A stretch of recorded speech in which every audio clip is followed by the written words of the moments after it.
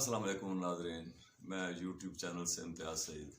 پاکستان کی سیاست میں جو گند ہے اور جتنا غلیظ کھیل کھیلا جا رہا ہے، اس کی ایک تازہ ترین مثال آج P D M Maryam Nawaz کی قیادت میں جو پریس کانفرنس کر رہی ہے، یہ سپریم کورٹ ججز اور اداروں کے خلاف اور میرے خیال میں ملک کے خلاف، جو یہاں پہ ملک دشمن اور عوام دشمن بٹھا کے جو یہ کہہ رہے ہیں کہ ہمارے پاس اگر 22 کروڑ کی آبادی ہے تو 10 کروڑ ہمارے ساتھ ہے، تو بڑی حیرت ہوتی ہے۔ اس میں خالد مکسی ہے، اس میں ایمل ولی ہے، اس میں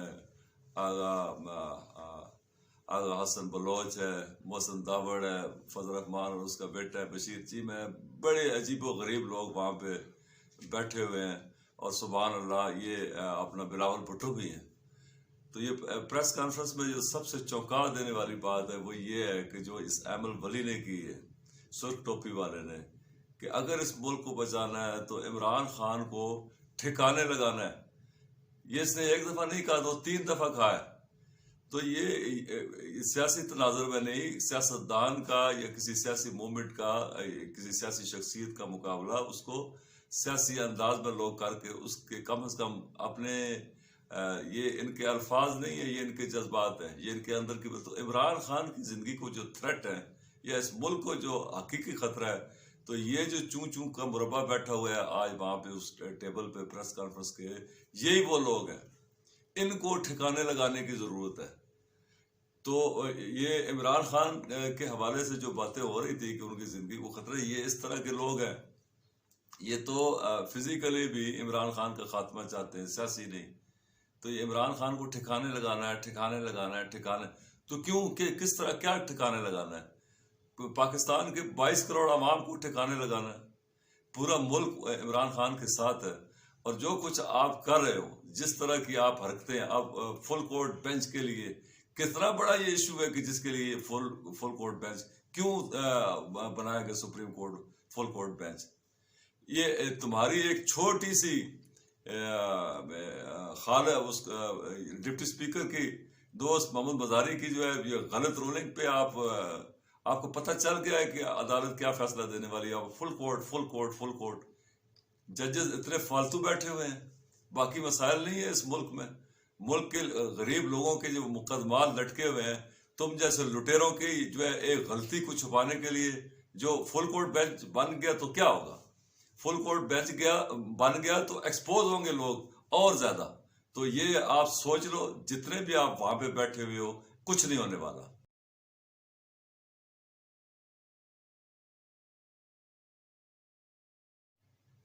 تو آج یہ پریس کانفرنس میں جتنے لوگ بھی بیٹھے ہوئے تھے، یہ ملکی اداروں کو تھریٹ کر رہے تھے، بلیک میل کر رہے تھے، ملک توڑنے کی یہ تاثر دے رہے تھے، ملک قائم نہیں رہ سکتا، اس طرح آئین نہیں بچ سکتا، آئین ہے کہاں، شخصیات جو بٹھائی ہوئی ہیں۔ یہی تو وہ لوگ ہیں جس کو ایکسپوز کر دیا اللہ پاک نے کہ یہ جو کچھ ہوا ہے رجیم چینج میں، اس کا اور کچھ اور فل کورٹ میں اگر ججز میں بھی کوئی تمہارے لوگ بیٹھے ہوئے ہیں، اگر فل کورٹ بینچ بن گیا تو وہ بھی ایکسپوز ہو جائیں گے، کیونکہ خلاف آئین یا خلاف قانون تو کوئی اس کیس میں بالکل سیدھی سی بات کوئی کر ہی نہیں سکتا۔ اور وہ جو ایک بشیر چیمہ بیٹھا ہوا ہے وہاں پہ، اور جو سارے جو آج اس نے پٹیشن کی شجاعت کی طرف سے، چودھری شجاعت کو ہوش کہاں ہے؟ وہ تو زندہ لوگوں میں ٹھیک طرح شمار ہی نہیں ہو رہا، اسے کیا پتا کیا ہو رہا ہے۔ تو وہ کرتا ہوا چودھری صالح جو ہے اس کو لے جائے گا وہ کورٹ میں، پتہ نہیں عدالت کو اس کی بات بھی سمجھ آئے گی یا نہیں آئے گی۔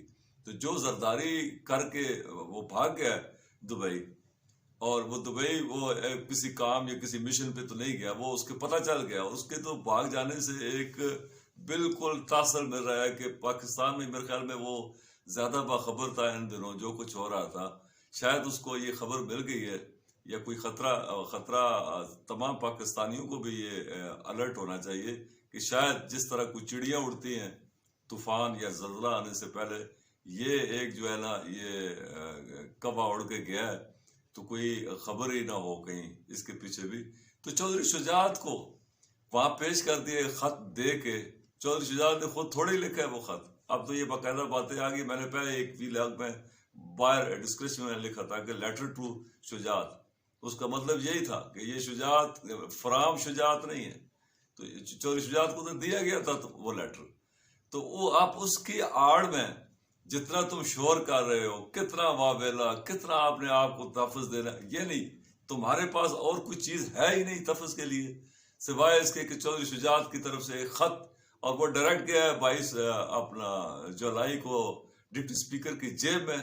وہ خط نہ تو اس کے پارلیمانی پارٹی کے پاس گیا ہے, نہ پارلیمانی لیڈر کے پاس گیا ہے, ڈائریکٹلی خفیہ طور پہ اس کی جیب سے برآمد ہوا ہے. اور اس بنا پہ آپ جو ہے تمام ووٹ جو ہے آپ نے اس کو کر دیے ڈیفیوز, سارے کے سارا جو ہے اس کے حق میں چلا گیا ہے, رد کر دیے حمزہ. اور حمزہ نے جو ہے 61 رکنی کابینہ کو بعد میں کل جو حلف اٹھوایا ہے, اب یہ اتنا زیادہ لوڈ ڈال رہے ہیں کہ زیادہ سے زیادہ پریشرائز کیا جائے سپریم کورٹ کو, اور یہ اس ساری سچویشن کو اپنے اس غلیظ ارادوں کے لیے استعمال کیا جائے, اور یہاں سے نکلنے کا کوئی راستہ ڈھونڈا جائے.